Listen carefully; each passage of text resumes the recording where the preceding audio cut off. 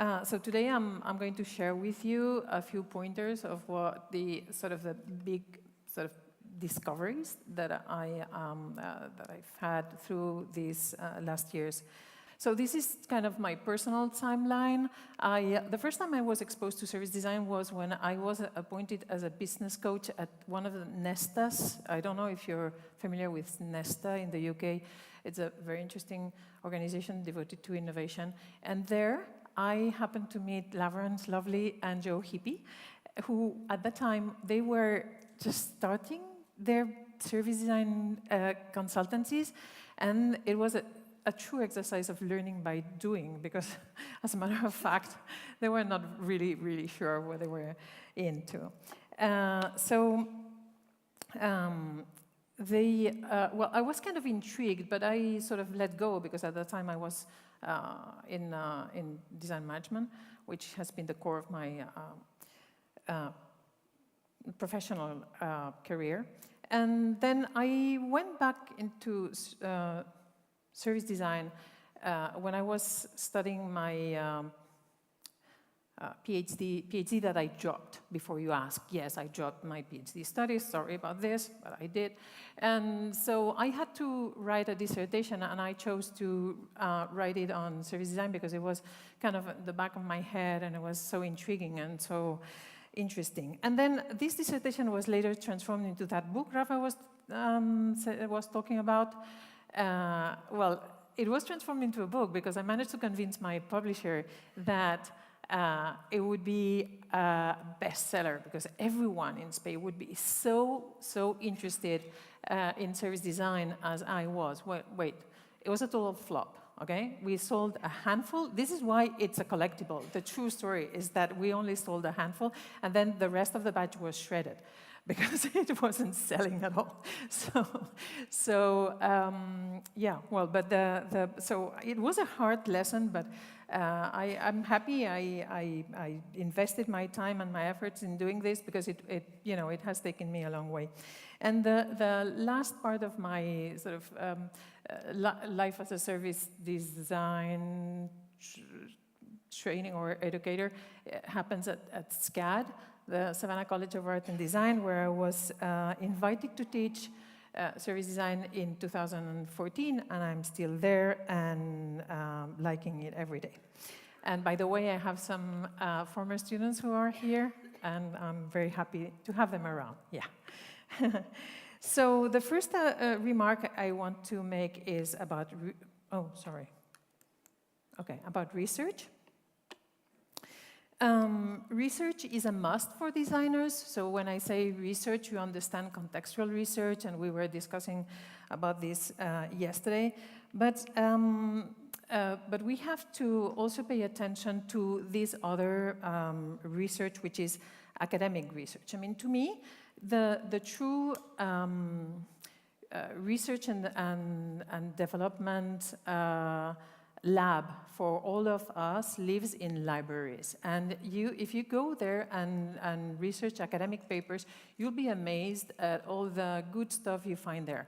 And it's going to really help you as consultants put together new taxonomies, to develop new frameworks, and above all, to substantiate, to make your case in front of your boss and in front of your client.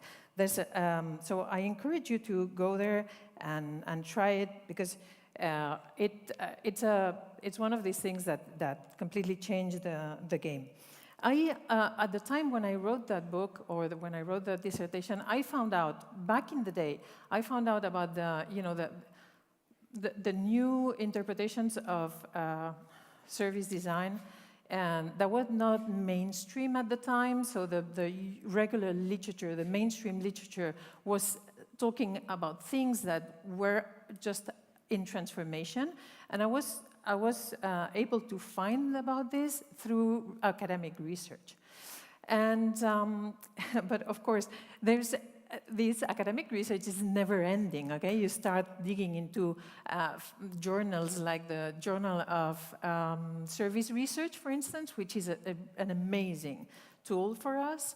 Well, it's a never-ending story. I mean, you can keep finding and finding things, right? If I had gone any further in this research when I was writing the dissertation, I would have stumbled upon this notion, the service dominant logic. Now, who is familiar with this? Show of hands? Okay, great, thank you. So the service dominant logic basically is, in a nutshell, it posits that everything is a service, and and goods, objects, are only the evidence of a service delivery, right? And we get to acquire goods because of the value in use, because of the service they're rendering. So I acquire a chair, not because of the chair, because I want to sit down. And this sitting down is the service that the chair is meant to provide, right? And this is what is valuable for us. So from there, we can derive an entire new definition of how value is created. And by attending to the systemic nature of services, the traditional concept of dyadic exchanges is actually superseded. So the idea that it only happens between the service provider and the service user. And we bring in what? The stakeholders. And this notion of stakeholders actively participating in this co-creation of value, this is very powerful, as we see later. So in retrospect, this idea of the service dominant logic is self-explanatory, and you wonder, why didn't this happen before? I mean, what was so difficult about this? Well, it always happens with good ideas, right? That you think, wow, that was so, logical. So anyway, so the idea here is that everything is a service. So as a matter of fact, the future is brilliant for us, right? Because we are into services, so we have this amazing prospect in front of us. So congratulations, people. But on the other hand, can we boil down service design to service dominant logic? Is it completely overlapping? Is this something that, I mean, if we study this theory, if we understand this theory, is it all we need to develop interesting services and useful services? Well, not really.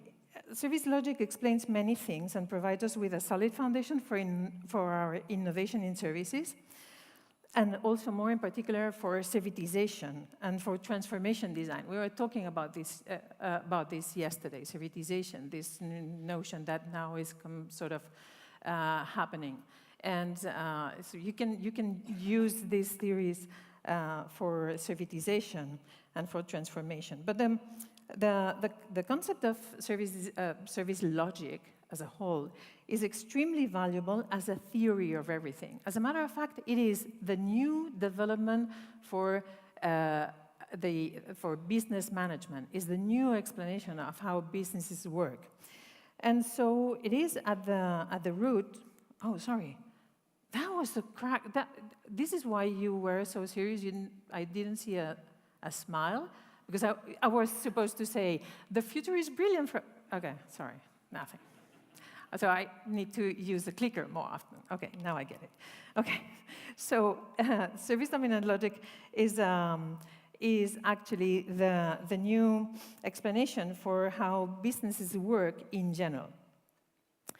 Service marketing and management is where we come from, right? But service marketing and management, the way we know it, is anchored in the older explanation of how the world goes. And we have to study. Of course we have to study. Yesterday we were saying, do we have to bring management into the equation? Of course we have to bring management into the equation of service design. If only because beyond the satisfaction of the user, the value, the other part of the value is created for the service provider. The service provider usually is an organization. And this organization, and to understand this organization, and namely for us, to understand our client, we have to understand how service marketing and management works. So it is hard, and I see it in class every day that these notions are hard. But what I want to make the point about teaching or learning management goes well beyond the tools and models. So there is not enough with us like teaching or training service designers as cute little MBAs with fancy visualizations. This is not what it is, okay? We need to teach, we need business management, but we have to put the accent beyond the tools and frameworks and pay attention to the outcomes more than to the process. Which brings me to the following topic, which are the tools.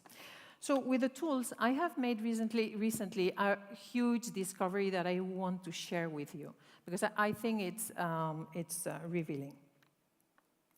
So we have many tools, and we love our tools. They provide a good help for what we do.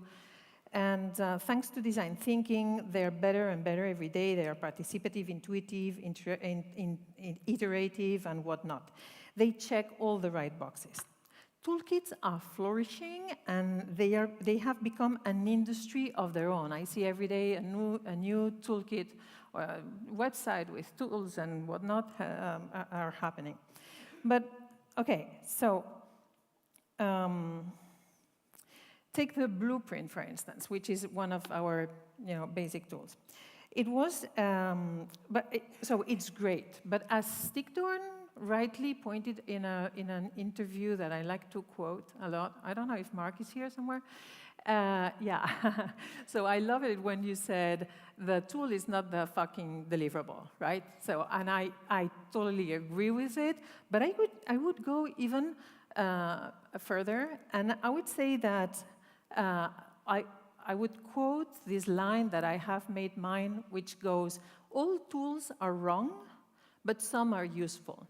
Why tools are wrong? Because they are only a representation, they are an abstraction of reality, they are a simplification, and therefore they're imperfect by nature. The blueprint is not the service. The blueprint is a representation of the service. Now, okay, so you know this, okay? But the fact is that we need to be aware of the trade-off between the accuracy and the usability of our tools. So if we made the tool closer to reality, it becomes not usable, right? Because it's too complex. But we have to be aware of what we leave behind. What we don't bring to the tool is something that is likely to have an impact in the future outcome, and we don't know, when we're using the tool, the scope and the scale of this impact. We don't know the scope and the scale of the omission of what we have not brought to the tool.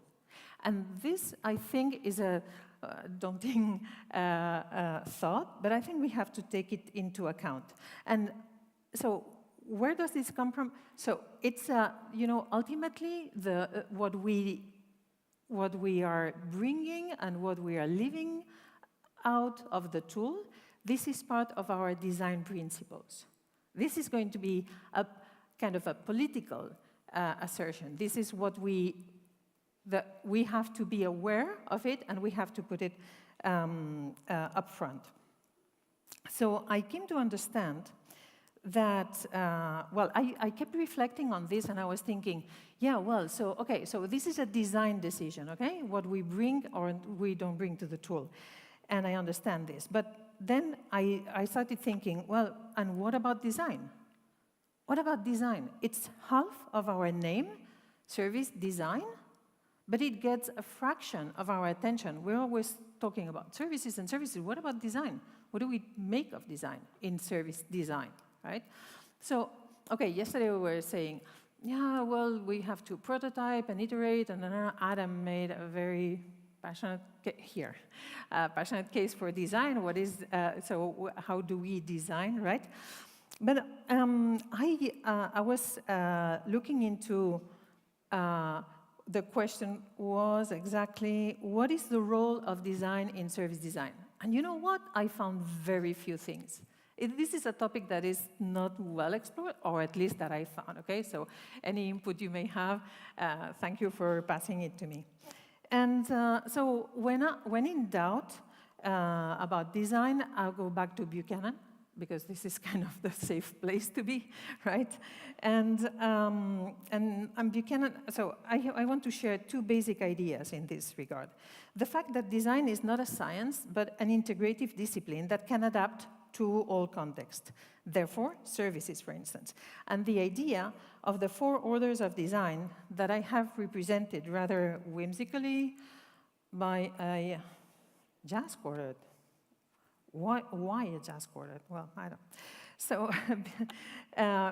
if we follow Buchanan's 4 orders of design, service design would be somehow between the 3rd and the 4th orders of design, between processes and systems, right?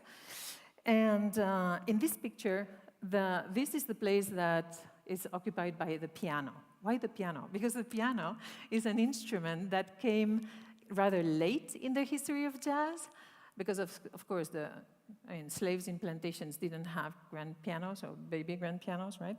So the piano comes later in the history of jazz, but it can play solo, and it definitely works better in the company of others, right? So in the same way as jazz found the piano, because it played well with that type of music, I believe design found services. So it's not like services went all the way and reached out to design and say, oh, design can help us understand services. It's not like this. It's like design for the logical evolution, as Buchanan says, from science to objects to processes and to thoughts or to systems. Design found services. So I think it brings, well, who talked about legitimacy? I think it was Lou maybe, or Larry, I don't know. You were talking about legitimacy of service design. I think that this provides kind of a good understanding of why we're here. And there's something else that I want to share about Buchanan. Buchanan says that although each designer will take things from what he calls their placement, so in this case, the analogy would be that each instrument is playing their own music sheet, but they have to collaborate with the others, right? For a true innovation to happen, we have to collaborate with others, which brings me to the next topic, which is collaboration. Collaboration is yet another of these buzzwords that we hear all the time. My point, though, the way I want to raise this topic is because we cannot collaborate from the, what is it, uniformity. We can only collaborate properly if we bring something different to the table. And visual pun intended, we bring something different to the table? Okay, so what is for me, the point here is that all design disciplines have to be different and special. So 2 thoughts. First of all, not everyone has to learn service design. And I respect everyone. I mean, and everyone finds their own sort of business to develop, and they make their lives the way they can. But I wonder about all these sort of crash courses in service design, because, it takes us 2/3 years to train service designers in the school. And by the time I let them go, I feel like, oh my God, they still need to learn this and that and whatnot. And because we are going all the way around technology, for instance, we are doing a terrific job in technology. I am discussing with the students about blockchain. We're exploring blockchain. How can we introduce blockchain? And well, the dangers of technology and the traps of technology and all the rest of it. We have a class in technology and services. And so, of course, we have a lot of business management, I said earlier, and they have a foundation in design, and they have, I don't know, they have so many things, and yet, I find that, I would like them to be even better prepared. They're doing really well, okay? But I would like them to be better prepared. So I think, wait, what is this? And you go, on a weekend somewhere, and you'll be a service designer? Hello? I mean, I think that this is diluting the idea. I know I'm not bragging about how complicated service design is, but I'm warning about, these very sort of, easy things that are certainly not shaping a true service designer. And therefore, if this service designer cannot bring this something very special to the table, I don't know what they're doing. And the second thought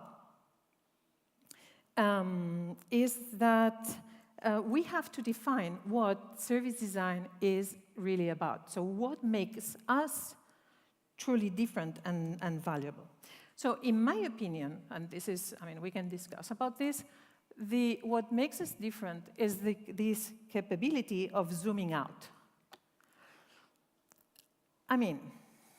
Okay, ultimately, and this is kind of provocative, ultimately, we could go as far as to leave touchpoints alignment to branding, for instance, they would do a good job, user satisfaction to marketing, strategy to business design, and rollouts to design management. They will do really well. So what is in there for us?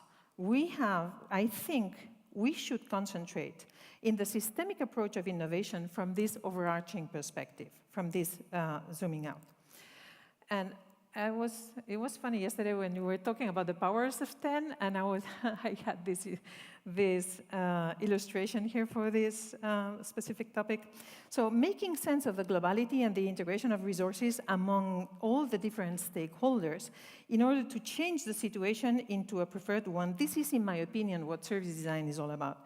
Transitioning definitely into the fourth order of design, Buchanan's fourth order of design, and taking things from a higher perspective is what most definitely provides a relevant and comfortable position to service design.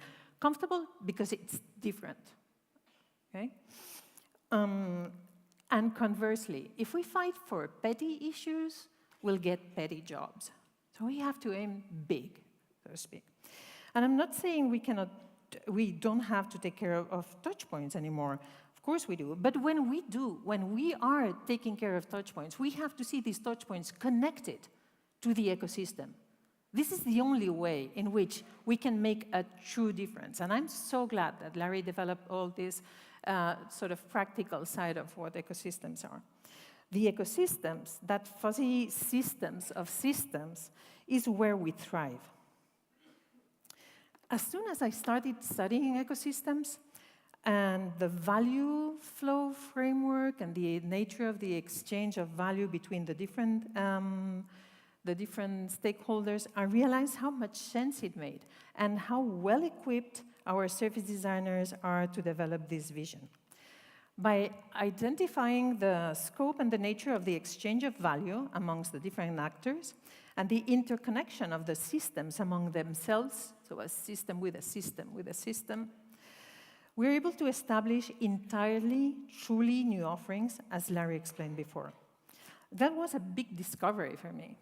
And today, helping our students to reach that overarching perspective is what truly makes my job meaningful.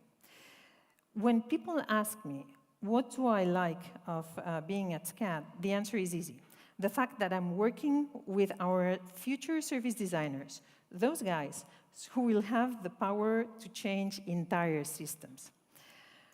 I have been in design for 30 years now, something like this.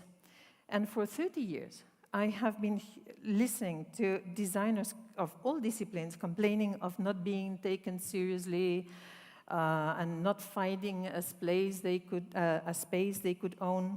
Well, I believe that our service designers, here they are, the way I see them, have the unique opportunity to owning this overarching perspective in which systems can be acted upon for a true and long-lasting impact in the world. I totally agree with what Larry was saying of, the direction of the change, and we need to take care of this. We need to curate the direction of the change. Yeah, I'm done.